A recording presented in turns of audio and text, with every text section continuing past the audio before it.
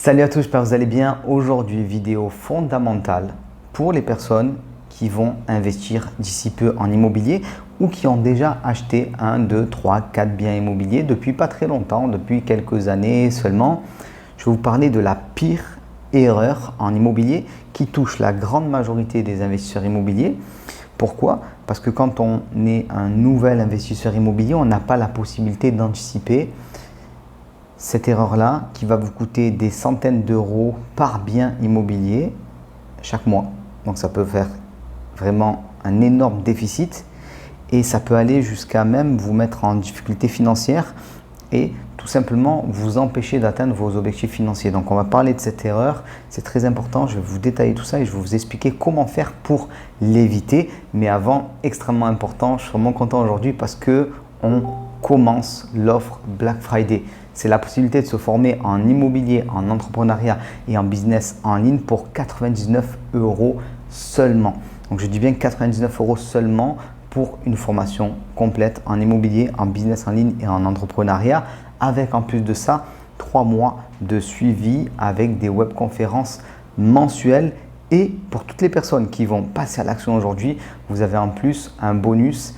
C'est une session de mon mastermind élite et tout ça c'est pour 99 euros seulement. Donc c'est vraiment un prix fracassé dans le cadre du Black Friday. On commence aujourd'hui avec le bonus d'action rapide. Voilà pour les personnes qui sont prêtes à me rejoindre aujourd'hui. Pourquoi je fais cette offre? Ça va vous permettre en fait de vous lancer. Voilà, c'est extrêmement important. Et pour les personnes qui n'ont pas osé jusqu'à présent prendre un de mes programmes ou peut-être qui n'avaient pas la possibilité de payer certains de mes programmes avec des prix qui sont plus élevés, là on divise les prix en 20 quasiment. Donc c'est vraiment une offre qui est extraordinaire et c'est maintenant. Donc ce qu'on va faire là aujourd'hui, c'est parler de cette erreur en immobilier qui est commise par la plupart des investisseurs immobiliers et personne ne vous préviendra de ça. Donc je voulais vraiment en parler parce que j'ai vu des gens dans mon entourage touchés par ça, malheureusement. Alors pas mon entourage proche parce que sinon je les aurais prévenus, et puis on en aurait parlé, ainsi de suite. Et des gens dans un entourage un peu plus éloigné, en discutant avec eux de leurs investissements immobiliers, je me suis rendu compte qu'ils étaient touchés par cette erreur-là qui leur coûte maintenant des centaines d'euros par mois et par bien immobilier. Donc ça c'est la première chose que ça va vous coûter. Vous allez en plus, si vous commettez cette erreur, avoir un blocage au niveau de vos financements bancaires parce que les banques ne vont plus vouloir vous prêter. Après un premier, un deuxième, un troisième investissement immobilier et après quelques années, les banques vont vous dire stop. Et ça touche malheureusement la plupart des gens. Si vous allez sur Facebook, peu importe, en tout cas sur des groupes, tout ça, vous verrez beaucoup de gens qui expliquent moi je suis bloqué, la banque ne veut plus me prêter, j'ai 1, 2, 3, 4 biens, on ne veut plus me prêter, ainsi de suite. C'est parce qu'ils ont commis cette erreur. Donc ça leur coûte aussi du temps, ça leur coûte la possibilité de se développer, de vivre de l'immobilier un jour, parce que c'est important de démultiplier les achats pour en vivre correctement. Et pour certains, ça peut même aboutir à un dégoût de l'immobilier. Je vais vous parler de cette erreur-là, je vais vous l'expliquer en détail et on va voir aussi les 3 phases de l'investissement immobilier pour les personnes qui vont être frappées par cette erreur-là. Il y a une première phase, c'est une phase euphorique. Vous ne verrez rien venir, vous allez être extrêmement heureux d'acheter votre bien immobilier et ça va durer entre 0 et 5 ans ou 6, 7, 8 ans, ça dépend, je vais vous expliquer. Puis une phase de cauchemar. Soit à ce moment-là, vous allez totalement abandonner, vous allez perdre de l'argent, ça ne va pas être cool. Et éventuellement, une phase numéro 3 de libération. Mais si vous avez commis l'erreur dont je vais vous parler, en fait, vous l'atteindrez jamais. Donc, c'est extrêmement important. Alors, cette phase numéro 1, c'est la phase que tout le monde connaît en immobilier, que vous soyez formé ou pas, membre d'un programme ou pas, de 0 à 5, 6, 7, 8 ans de détention de votre bien immobilier. Tout va pour le mieux dans le meilleur des mondes. En théorie, si vous avez fait un investissement correct, vous avez emprunté de l'argent, alors peut-être que vous avez mis un apport, ça c'est pas super, mais vous avez emprunté de l'argent, vous êtes devenu propriétaire d'un bien immobilier et vous avez un loyer qui tombe et grâce à ce loyer, vous remboursez votre crédit, vous payez vos charges et normalement, l'un dans l'autre, vous ne devriez pas avoir d'argent à sortir de votre poche. Alors si vous avez fait un investissement qui est un peu moyen, qui est un peu mauvais, peut-être vous faites un effort d'épargne tous les mois. Vous mettez 100 euros, 150 euros tous les mois pour équilibrer les comptes. Peut-être que vous dites bon, je suis content parce que je deviens propriétaire sur le long terme et tout. Alors c'est quelque chose que je déconseille évidemment, mais pourquoi pas, vous êtes peut-être dans ce cas-là. Ou si vous êtes un petit peu mieux en matière d'investissement immobilier, vous avez un cash flow positif tous les mois. Alors ça peut être un petit cash flow d'une centaine d'euros qui permet de faire face aux imprévus, ou des cash flows beaucoup plus gros. Si on fait une colocation correcte, on peut gagner 500, 600, 700, 800 euros par mois. Et c'est là qu'on comprend que si on en fait plusieurs, on peut en vivre. Donc ça, c'est la phase numéro 1. C'est une phase où tout va pour le mieux, dans le meilleur des mondes, on n'a pas de problème. On a les dépenses et les charges qui s'équilibrent. Voilà. Ça, en général, ça dure entre 5 et 10 ans grand maximum. Parce que ce qui se passe au bout de 5 et 10 ans, tout dépendra de votre type d'investissement immobilier et de combien vous avez à amortir au niveau des travaux, au niveau des intérêts. Mais ce qui se passe, c'est que toutes ces charges-là, elles vont commencer à s'amenuiser. Tous les travaux que vous déduisiez de votre comptabilité, alors si vous faites du LMNP, même si vous êtes à l'IS, ainsi de suite, commencent à disparaître, il n'y en a plus, voilà, vous avez déduit tous les travaux. Du coup, votre base imposable, elle explose. Vous avez plus de travaux à déduire, vous avez de moins en moins d'intérêts. Vous avez aussi quelque chose d'autre qui est souvent pas pris en compte, c'est que les loyers augmentent au fur et à mesure des années. C'est un bon point, mais le problème c'est que si les loyers augmentent, votre chiffre d'affaires augmente et votre imposition aussi va augmenter. Et le problème, c'est que vous allez être imposé, si vous faites du LMNP notamment, à votre TMI plus la CSG CRDS. Ça veut dire quoi? Ça veut dire que d'un coup, vous vous retrouvez avec une base imposable à 30%, plus éventuellement la CSG CRDS à 17,2. Alors pourquoi je dis 30%? Parce que j'ai constaté de manière empirique que la plupart des gens qui réussissaient à avoir plusieurs investissements immobiliers, qui se donnaient les moyens, tout ça, avaient souvent une TMI qui était dans les 30%. Surtout s'ils ont plusieurs biens immobiliers en nom propre, vous avez votre salaire, vous rajoutez les loyers de vos investissements immobiliers, vous dépassez la TMI de 30%, parce que la TMI de 30%, c'est 26 000 euros par an, ce qui fait à la louche autour de 2 200 euros par mois. Donc vous pouvez très vite les dépasser. Il suffit que vous ayez un salaire moyen, que vous mettez 2-3 investissements et voilà, vous y êtes. Donc ça va très très vite. Donc ce qui se passe, c'est que vous avez donc une augmentation en fait de votre chiffre d'affaires. Vous avez une diminution de tout ce que vous pouvez déduire de votre chiffre d'affaires et du coup vous avez un résultat imposable qui est beaucoup plus important. Et ce résultat imposable, il va être imposé à votre TMI plus la CSG CRDS. Donc ça peut faire du 30% plus du 17,2, voire beaucoup plus. Ce qu'on va faire maintenant, c'est que je vais vous donner un exemple pour que vous puissiez vraiment comprendre ce qu'il en est. Imaginons que vous avez 1000 euros de mensualité à payer à la banque. Alors, il faut savoir que vous avez des charges en plus, voilà, ça c'est important à prendre en compte, une taxe foncière, des charges liées à la copropriété, ainsi de suite. On va dire que vous avez 1000 euros, que vous avez vos charges et tout ça, et en face, vous réussissez à avoir un chiffre d'affaires, un loyer de 1200 euros. Donc, vous vous dites, ça s'équilibre, il n'y a pas trop de problème. J'ai 1000 euros d'un côté, 1200, voilà, je vais pouvoir payer ma taxe foncière, mes charges avec, ça s'équilibre, il n'y a pas de souci. C'est vrai. Donc ça va s'équilibrer. Vous allez déduire notamment les intérêts d'emprunt, ça c'est important. Vous allez déduire tous les travaux que vous avez pu faire et tout ça au fur et à mesure du temps, au fur et à mesure des années. Et au bout d'un moment, ça dépend de votre investissement bien sûr. En général, moi ce que je constate, c'est que c'est au bout de 5-6 ans environ, en général, que d'un coup vous n'avez plus grand chose à déduire et vous commencez à avoir ce qu'on appelle le cash squeeze qui apparaît.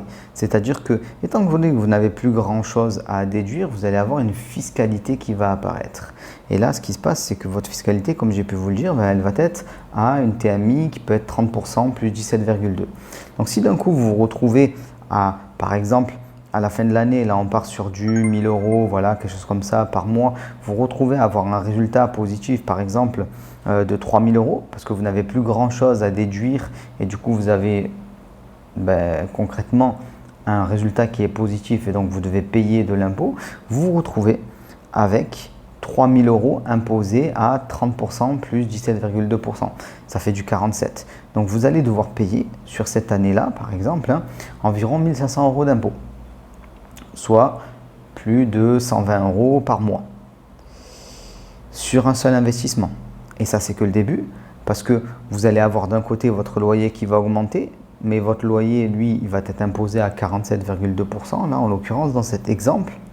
et vous allez avoir tout ce que vous avez à déduire qui va faire que diminuer les intérêts et ainsi de suite. Donc au fur et à mesure des années, malheureusement, vous allez avoir de plus en plus d'impositions à payer et vous allez avoir une difficulté à régler cette imposition. C'est ce qu'on appelle le cash squeeze. Donc ça, il faut absolument l'éviter.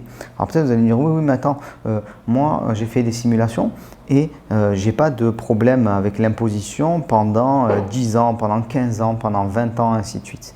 Si vous avez ça, c'est que votre investissement est nul, tout simplement. Pourquoi? Parce qu'en fait, il est tellement pas rentable, il n'y a tellement pas de cash flow, jamais, il n'y a tellement pas de résultats positifs. Parce que notamment vous avez payé trop cher, donc vous allez pouvoir amortir énormément, notamment en LMNP par rapport à votre prix d'achat.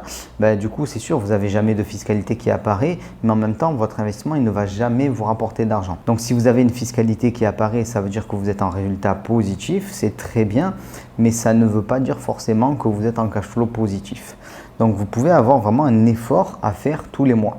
Et le résultat des courses, c'est que si vous avez fait plusieurs investissements immobiliers comme ça, vous allez vous retrouver malheureusement avec plusieurs biens immobiliers qui vous font perdre de l'argent tous les mois. Et c'est là que vous vous retrouvez soit en difficulté financière, soit bloqué parce que la banque constate, et très souvent d'ailleurs elle le sait bien avant, quand vous lui présentez un investissement, vous êtes à peine à l'équilibre, elle a bien compris qu'au fur et à mesure des années, vous aurez moins en moins de choses à déduire, premièrement. En plus de ça, vous allez avoir, et ça c'est très important, souvent c'est pas pris en compte, l'apparition de petits entretiens à faire, donc qui va coûter un peu d'argent chaque année et un peu plus au fur et à mesure des années de détention. Et du coup, vous allez vous retrouver en déficit. Et la banque le comprend bien et du coup, elle ne va pas vous prêter. Donc ça, c'est important de comprendre que si souvent on ne vous prête pas au bout de 1, 2, 3, 4, 5 investissements immobiliers, c'est parce que la banque sait très bien que en fait, d'ici quelques temps, ça va être assez difficilement tenable pour vous. Donc finalement, qu'est-ce qui peut être la pire erreur de l'immobilier? J'avais envie de dire, c'est le cash squeeze, c'est-à-dire quand vous avez d'un coup toutes ces charges-là, nouvelles qui apparaissent, notamment parce qu'il n'y a plus grand-chose à déduire et une fiscalité nouvelle qui apparaît et du coup une difficulté à payer cette fiscalité-là parce que vous n'avez pas de cash flow ou pas assez de cash flow. Oui, mais surtout ce qu'il faut comprendre, c'est que la pire erreur que vous puissiez faire en immobilier, c'est de ne pas avoir un plan concret où vous avez anticipé l'investissement immobilier de A à Z, c'est-à-dire, et j'ai même envie de dire avant le A, c'est-à-dire au moment où vous pensez votre investissement immobilier pour la première fois, jusqu'au moment de sa vente. Voilà. La plupart des gens pensent l'investissement immobilier à l'achat. Voilà. Oh, tiens, je vais acheter un bien immobilier dans un mois. Que faire? Non, ça se prépare à l'avance. Mais surtout, il faut voir toute la durée de détention du bien immobilier et il faut anticiper les choses. Et souvent, la plupart des gens ne le font pas ou quand elles le font de manière superficielle ou aidées par des personnes, des investissements, des sociétés d'investissement clés en main, ainsi de suite, qui ne leur disent pas forcément toute la vérité et elles se retrouvent en fait bloquées un petit peu en difficulté au bout de quelques années. Et elles n'arrivent pas à cette phase numéro 3 de libération où vous auriez payé totalement votre crédit ou sinon avec un cash flow qui est suffisant pour que vous puissiez vivre de vos différents biens immobiliers. Et cette phase de libération, elle ne l'atteigne jamais. Voilà. Donc c'est important de comprendre que en immobilier, il faut vraiment se projeter sur le long terme. C'est vraiment une nécessité et vous devez avoir les informations. Vous ne pouvez pas compter sur les autres pour avoir les informations. Ce sont vos investissements immobiliers. L'agent immobilier, il va vous dire ce qu'il faut vous dire pour que vous achetiez le bien immobilier. Une société d'investissement clé en main, c'est pareil. Elle ne va pas se tirer une balle dans le pied et vous décourager sur un investissement parce que sinon vous ne vous lancerez jamais. Et c'est un peu pareil sur tous les intervenants. Et à un moment ou un autre, si vous n'achetez pas le bien immobilier, eux, ils ne mangent pas, donc ils vont faire en sorte que vous l'achetiez. Et peut-être que vous allez acheter un bien immobilier qui n'est pas rentable et vous allez le regretter, mais dans plusieurs années. Parce qu'au début, ça tient la route avec toutes les optimisations et ainsi de suite. Et puis après, ça ne tient pas et là, vous vous retrouvez embêté. Et si le marché immobilier n'a pas monté pendant un certain temps, quand vous voulez vendre ce bien immobilier-là qui est un peu un boulet pour vous, des fois vous ne faites pas de plus-value ou même vous perdez de l'argent si vous l'avez acheté trop cher. Et là vous vous retrouvez vraiment très embêté, soit avec l'impossibilité de vendre ce bien immobilier, donc un cash flow négatif tous les mois que vous allez devoir assumer, ou avec une perte encaisser, vous vendez, vous devez, vous perdez de l'argent en fait concrètement, et c'est évidemment pas du tout le but de l'investissement immobilier. Donc, je voulais vous mettre en garde par rapport à cette erreur, et je vous l'ai dit en début de vidéo, on est en plein Black Friday. Si vous voulez pas faire cette erreur, vous allez en description, vous regardez les possibilités de se former en immobilier, en entrepreneuriat et en business en ligne pour 99 € seulement. Les erreurs en immobilier, elles coûtent très vite des milliers ou des dizaines de milliers d'euros. Donc un investissement faible dans une formation aujourd'hui va vous permettre d'éviter d'énormes erreurs, et surtout, ce que je dis souvent, c'est que c'est un acquis. Ce que vous allez apprendre aujourd'hui en vous formant avec une formation d'ailleurs qui est accessible à vie, je tiens à le préciser, vous allez pouvoir l'utiliser tout au long de votre existence. Donc tout savoir supplémentaire que vous allez mettre dans votre tête aujourd'hui et que vous allez utiliser demain, après-demain et tout au long de votre vie va vous faire gagner de l'argent et va vous éviter d'en perdre. Là par exemple, évitez d'avoir un cash quiz comme j'ai pu vous le dire. Donc on se retrouve pour l'offre Black Friday qui est juste en dessous, et je vous dis à très vite. Ciao tout le monde.